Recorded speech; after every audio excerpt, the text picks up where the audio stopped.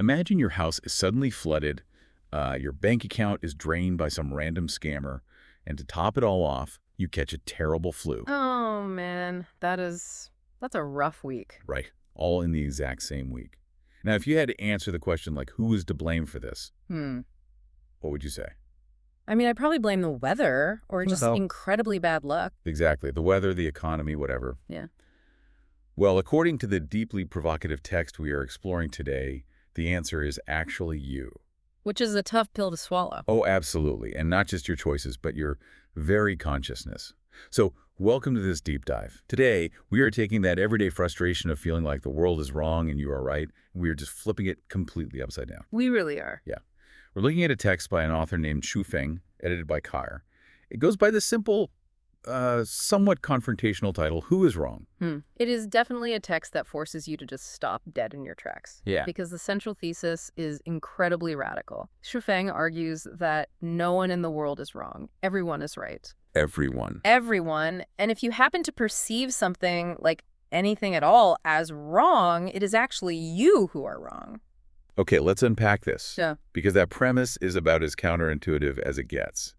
To really get into the meat of this deep dive, I'm going to ask you, listening right now, to temporarily suspend your usual judgments. You really have to. Yeah, you have to take your everyday human morality and just put it on a shelf for the next few minutes. Right. Because to even begin to understand this text, you have to look at it through the very specific, almost alien lens the author provides. It is an alien lens for most of us, yes. Yeah. And to establish that lens, the text builds a bridge across some seemingly disconnected realms. Right. It starts with simple natural observation, moves into the complexities of human morality, and then... This is the crazy part. Right. Surprisingly, it ventures deep into quantum mechanics. Yeah. And all of this is to build a sweeping, uncompromising argument about radical personal responsibility. It is a text designed to basically systematically dismantle our default way of judging the world around us. So, to start this dismantling process, Xu Feng takes us straight into the animal kingdom. This is where he establishes the baseline argument that every creature acts from a completely justified perspective. Right, he uses some really grounded examples. Yeah, the text talks about mice burrowing.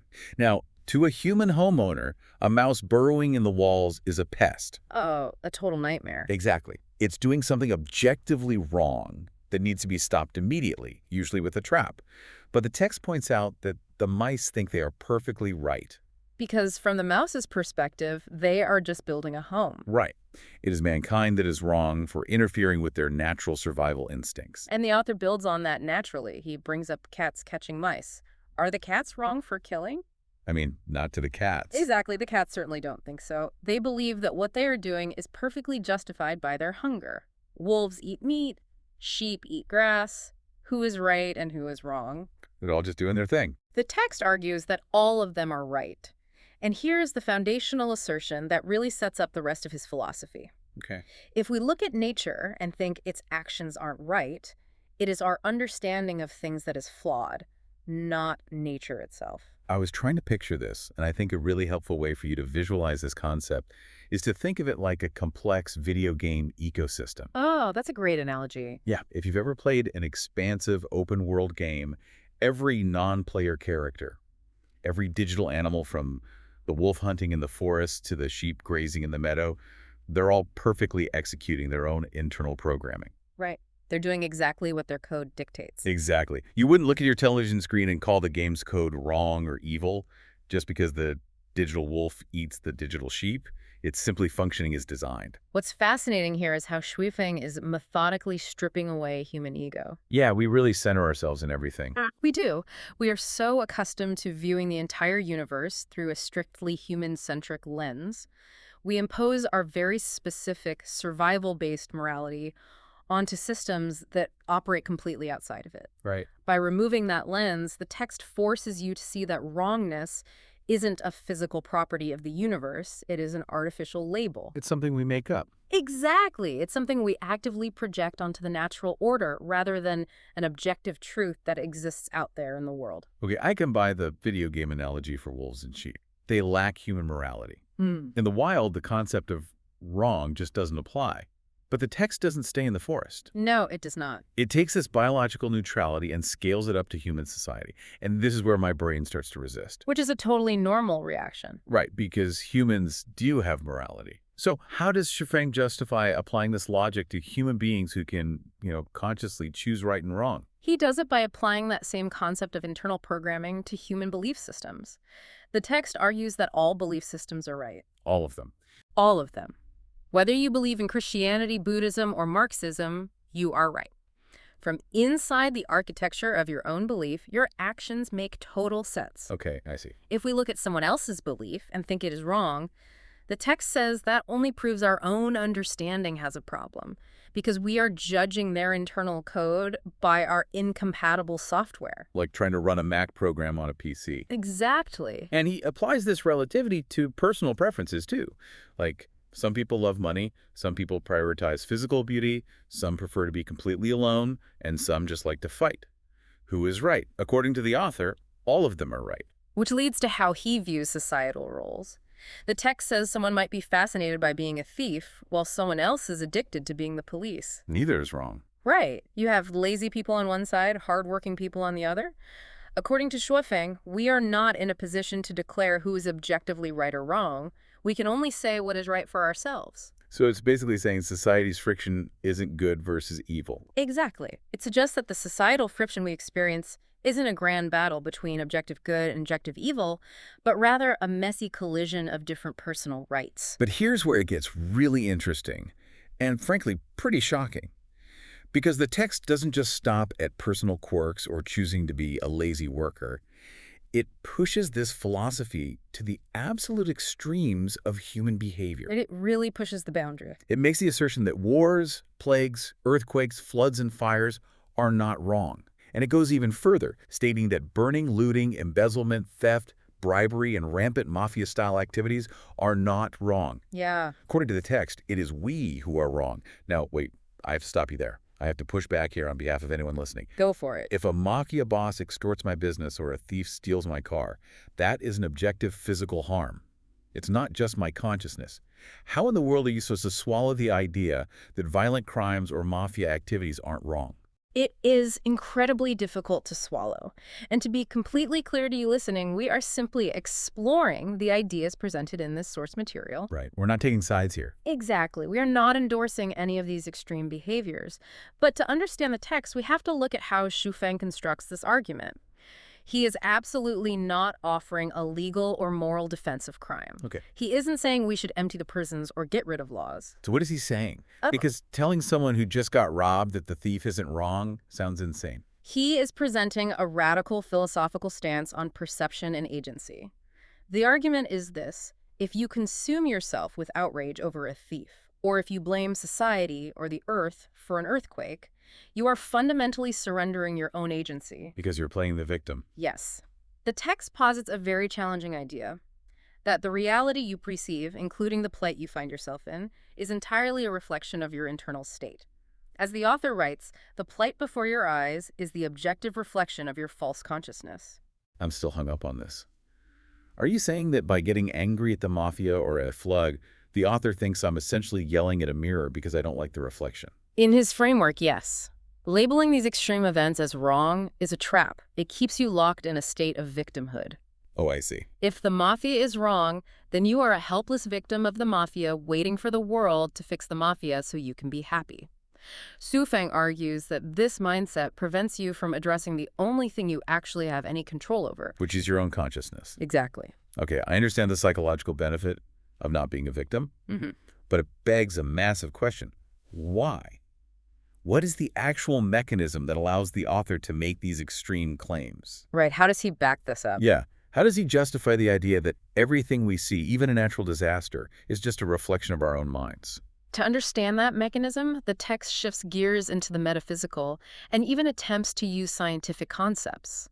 It introduces a core philosophy, stating, 10,000 dharmas are mere consciousness. Reality is created by mind. That's a bold claim. This is the engine driving the entire argument. Hold on, before we go further, 10,000 dharmas.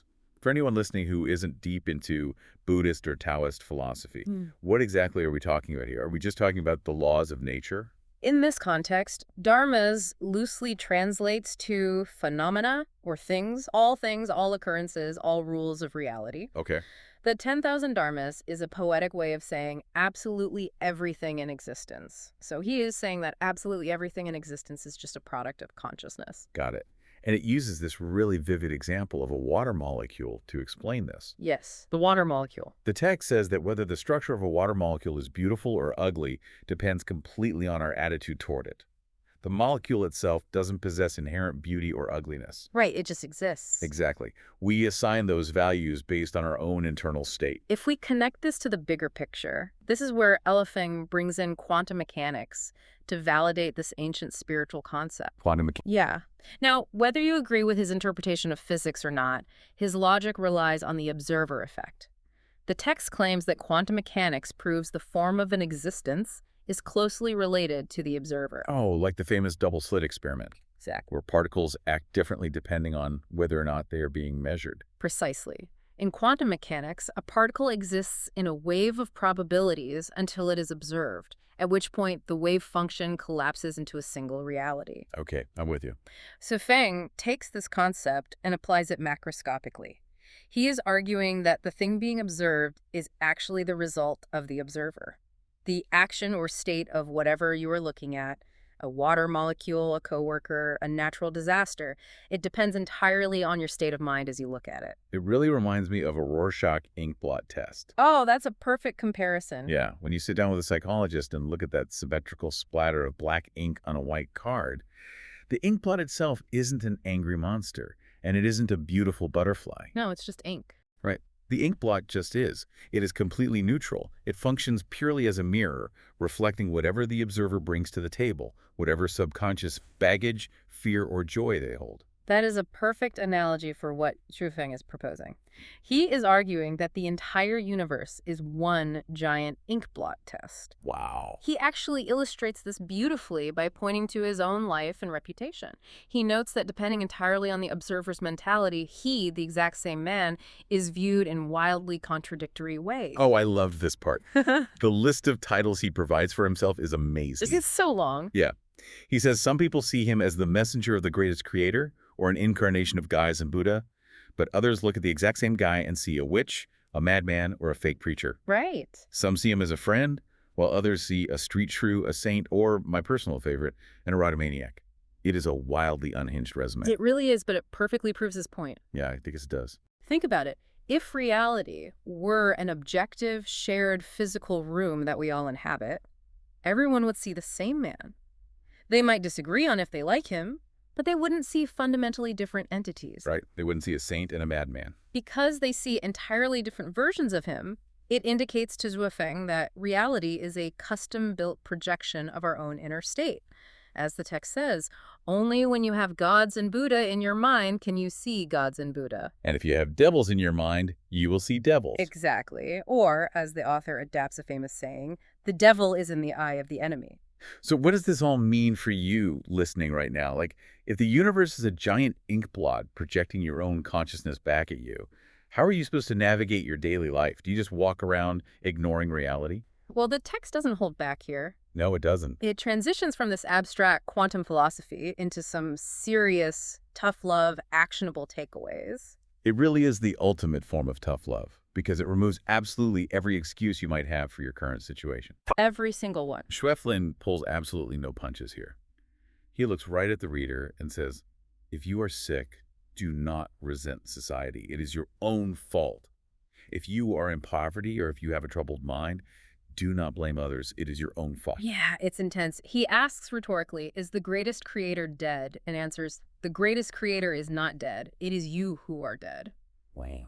He asks if Buddha is not compassionate and tells the reader, Buddha is very compassionate. It is you who are not. It's a massive wake-up call. Absolutely. It's saying that Tao learners, meaning people who are actively seeking to align with the fundamental nature of the universe, must focus entirely on changing themselves. Yeah. You cannot change society. You cannot change other people. But the text promises if you change yourself, society and others will change accordingly. Right. If you want a better environment, you must first cultivate a beautiful soul. And while that initially sounds unspeakably harsh, being told your sickness or poverty is entirely your own fault from a philosophical standpoint, it is actually deeply empowering. How so? Well, think about the alternative. If your problems are the fault of society or the government or the economy, you are powerless. You are just a leaf blowing in the wind, a victim waiting for the world to fix itself. Which we all know it rarely does. Exactly. By refusing to blame heaven, the earth, society, or others, you reclaim 100% control over your life's trajectory. You become the absolute architect of your reality. The text describes this as one of the 8 secrets of life. It introduces this concept of the 1,000-year world. The 1,000-year world, right? Now, whether you view that as a literal utopia or a metaphorical state of higher consciousness, the requirement to enter it is the same. You must first acquire the consciousness and soul fit for it. Right. And the author says that once you have the right mindset, getting into this 1,000-year world is as easy as rolling a log. The problem, of course, is that people fail to do this because of what the author calls the inertia of thinking. We're lazy. We suffer from mental laziness. We stick to conventional ways of viewing the world because it's easy and simple to point the finger outward. People have an inherent unwillingness to engage in in-depth thinking or to truly challenge their deeply held beliefs. Yeah, it's so much easier to just complain. But letting our thoughts run on autopilot, blaming the outside world, has no future, according to the text. It really boils down to a stark, almost violent, binary choice for the reader. It does. The text literally says, do you want to jump off a building and kill yourself? Yeah. Jump. You can go to hell after the jump. Do you want to cultivate Tao and become immortal? Do it. You can go to heaven after the cultivation. He is basically saying, do you want to suffer? Just stick to your narrow mind, insist you are never wrong, and you can expect endless torment. But if you want infinite joy and blessings, you just have to open your mind, realize that you were wrong, and engage in unconventional thinking. Exactly. If you want out of a dilemma, you first have to admit your immediate plight is just a reflection of your false consciousness. It's a philosophy that demands absolute, radical self-accountability. If you don't change that false consciousness, the text warns that even if you escape one predicament, the next ones will arrive unceasingly and in quick succession. Like playing whack-a-mole. Yes, the external world will just keep throwing different problems at you to reflect the same internal flaw. Only by realizing your own mistake can you find the right direction and elevate your life to a higher level. This has been a wild journey of a deep dive. For sure. We started with the simple, undeniable logic of a cat eating a mouse, and we followed that thread all the way to the uncomfortable realization of our own subjective reality. We've looked through the lens of quantum physics, challenged our deepest moral assumptions about harm and victimhood, And arrived at a message of radical self-responsibility that leaves absolutely no room for making excuses. It is a text that truly forces you to dismantle your worldview and rebuild it from the inside out. And Zifeng ends the text with a brilliant, playful provocation. It's almost a riddle for you to chew on as you go about the rest of your day. Let's hear it. He writes, "Did I say wrong? Who is wrong? You or I? I know I am wrong, but are you right?" It's the perfect closing note. It turns the entire philosophical exercise back on the reader in the final breath, reminding us that even the text itself is just another reflection. It really is. So, we want to leave you with one final thought to ponder, something that builds on everything we've just discussed.